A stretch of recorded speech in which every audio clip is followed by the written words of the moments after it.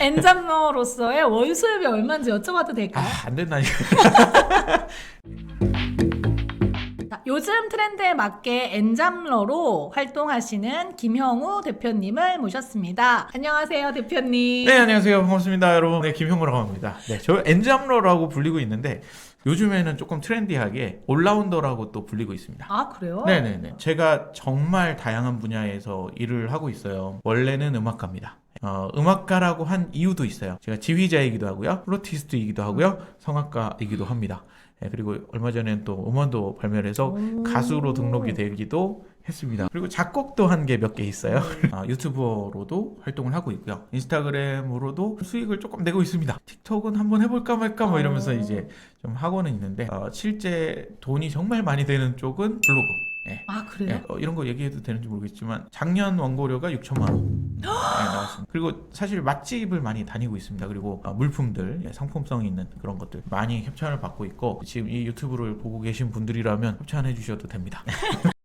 사실은 제가 유튜브 강의를 또 하고 있어요. 제가 책을 냈거든요. 그래서 돈 버는 유튜브 AI 크리에이터라는 책을 냈습니다. 유튜브만이 아니라 AI도 접겠다, 이런 심산으로 크리에이터들이 좀 읽어라, 돈 벌려면 읽어라, 이런 식으로 이 책 이름을 썼는데 뭐 그렇게 잘 통한 것 같진 않아요. 그 전부터 강의를 했습니다. 유튜브 강의를 꾸준히 해왔고요. 한 4년 정도 유튜브 강의를 했어요. 근데 첫 강의가 대학 강의였어요. 첫 강의가 대학 강의였던 사람은 그렇게 많지는 않을 것 같아요. 그렇게 강의를 계속 이어가고 있고, 그 다음에 AI 강의를 하는데 AI 강의도 좀 되게 재밌어합니다. 그 챗GPT가 우리나라에 딱 공개된 딱 그 시점 있죠. 네. 딱 그 시점에 사실은 우리나라에도 AI가 있었습니다. 네, 사실 잘 모르시더라고요. 네. 리튼 AI라고 있었어요. 리튼이 리튼이 먼저 나왔어요. 아, 그래요? 네. 그 시점부터 열심히 하다 보니까 강의를 제가 한 2월 달 정도부터 AI 강의를 했어요. 원래 1월부터 한 사람들도 있긴 하지만 저는 네. 2월부터 2월부터 강의를 했고, 하다 보니까 또 웹3에 관심이 생겨가지고 웹3 강의도 조금 했는데, 와. 웹3 강의를 또 재밌어 해주시더라고요. 웹3가 뭐예요? 웹3는요, 사실 여러분들이 상상하기 어려운 세상이라고 보시면 됩니다. 그러니까 뭐 예를 들면 VR 뭐 이런 거 있잖아요. 네. 그런 메타버스를 조금 지나가지고 지나서. 그리고 블록체인, 개인 정보를 막 다 털리는 지금 시대인데, 그런 거를 이제 중앙에다 딱 묶어놓고 이제 안전하게 할 수 있다. 이런 거가 가장 중요한 게 웹3예요. 그래서 웹3 강의도 사실 했었는데, 웹3에서도 저는 커뮤니티를 담당했었죠. 그래서 커뮤니티 전문가로 좀 불리고 있는 사람입니다. 일부러 직업을 엔잡을 해야지가 된 게 아니라 그냥 자연스럽게 자연스레. 관심사가 넓어지면서 엔잡러가 되신 케이스네요. 네, 맞습니다. 그쵸. 맞습니다. 이렇게 좀 다양한 직업을 갖고 계시면서 힘든 점이 좀 있으실까요? 혹시? 없죠. 네. 없어요? 왜 힘들어요? 정말 정확하게 얘기 드릴게요. 돈 많이 벌면 힘든 게 없습니다. 예, 돈을 못 버니까 힘든 거예요. 그러니까 가장 중요한 거는 힘든 게 없냐? 이거는 인간관계나 뭔가 심리적 이런 부분들이잖아요. 그런 건 좀 안고 사세요. 힘들다 하지 마시고. 너무 좀 사소한 것 외에는 그렇게 힘든 건 없다. 네. 네. 그러면 엔잡러로서 좀 가장 좋은 점 혹시 있나요? 제 마음대로 할 수 있다. 그게 엔잡러의 가장 큰 장점 같아요. 여러 가지. 예를 들면 제가 스케줄을 하나를 빼도 타격이 없는 거죠. 물론 그게 더 추가가 될 수 있는 스케줄이긴 했어요. 근데 뭐 큰 타격은 아니에요. 그리고 저는 약간 신의를 굉장히 중요하게 생각합니다. 네. 예를 들면 이제 10만 원에 뭘 하기로 했는데 다른 데서 100만 원짜리가 들어온 거예요. 그러면 저는 어떻게 하냐면 100만 원짜리를 미룹니다. 왜냐면 그 100만 원짜리 때문에 10만 원짜리를 못 하는 게 대부분의 사람들은 그렇게 하더라고요. 제가 많이 듣다 보면. 근데 그렇게 되면 그 당장은 좋을 수 있는데 맞아요. 멀리 보면은 그렇게 좋은 게 아니더라고요. 그래서 저는 그거는 좀 아니라고 생각해서 좀 미루는 편이고, 미루다 보니까 오히려 그런 분들은 저를 기다려 주더라고요. 그래서 그런 부분에 중요하게 생각을 하고 있습니다. 네. 혹시 이런 질문 드려도 될지. 안 됩니다. 엔잡러로서의 월 수입이 얼마인지 여쭤봐도 될까요? 안 된다니까. 저는 제가 몇 가지 직업을 지니고 있는지도 사실은 몰라요. 그러니까 네. 제가 어느 정도의 통로를 통해서 이제 돈을 벌고 있는지 정확하게 알고 있진 못합니다만, 그래도 통장에 계속 찍히고 있는 거는 1,000만 원 이상 예, 계속 찍히고 있다. 예, 근데 뭐 많이 씁니다.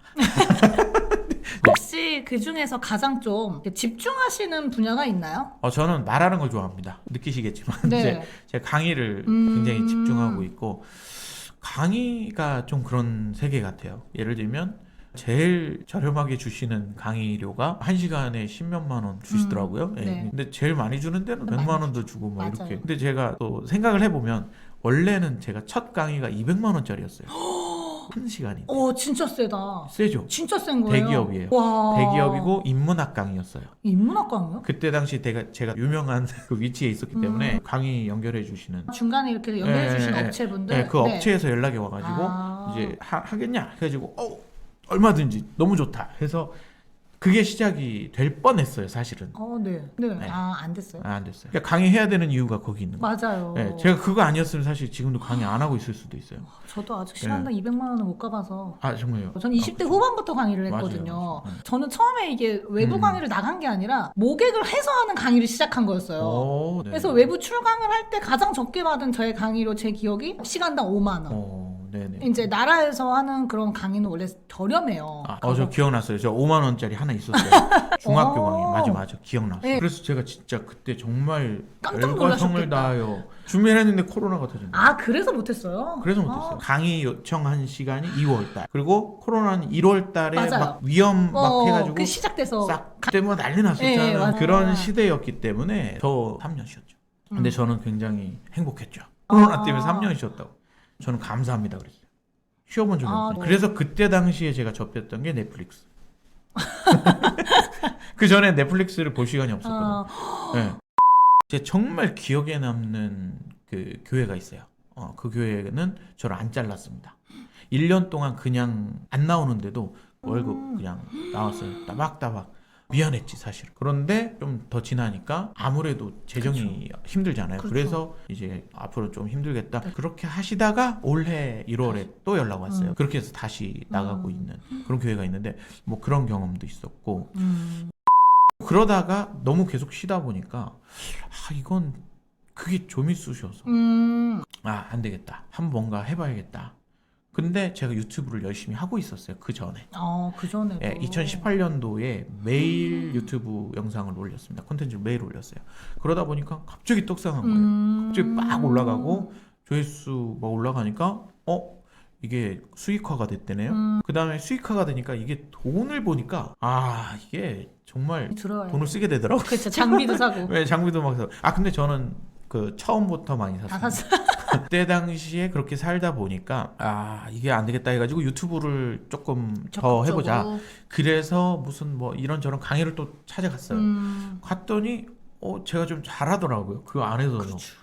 이게 괜찮은데 재밌는데 뭐 이런 생각이 들고 제가 어딜 가도 좀 진두지휘하고 리드하는 성격이다 보니까 뭐 거기서 모임이 결성이 됐어요. 그래서 모여서 뭐 매달 만나가지고 좀 도와주자 서로. 네, 좀 해가지고 이제 했는데 어쨌건 제가 구독자가 그때 제일 많았으니까 이제 좀 저를 좀 쫓아올 거 아니에요 사람들이. 그래서 그런 경험도 했었고요. 열심히. 네, 그러다가 서울시에서 진행하는 지금은 서울경제진흥원인데 예전엔 서울산업진흥원이었어요.